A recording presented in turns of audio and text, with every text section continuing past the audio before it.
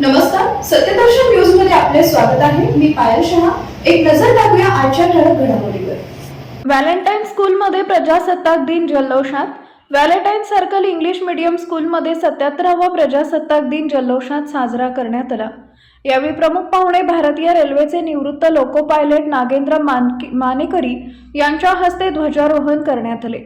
संस्थेचे अध्यक्ष उमाकांत मेंढापुरे, यमुना दिड्डी, संतोष गड्डम, नागेश शेंडगे, मुख्याध्यापिका कल्याणी GH, मीना दुधनीकर, सुनीता मंद्रुपकर, नागमणी पेगडा, सुप्रिया बोम्मा, संतोष पाटील व सर्व शिक्षक वृंद व विद्यार्थी उपस्थित होते.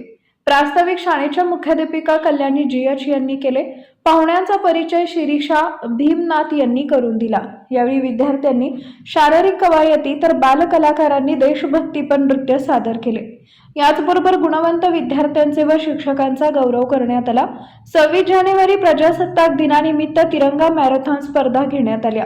कार्यक्रमाचं सूत्रसंचालन नीलम माने व माधुरी गाडवे तर आभार श्वेता बत्तुल यांनी केले.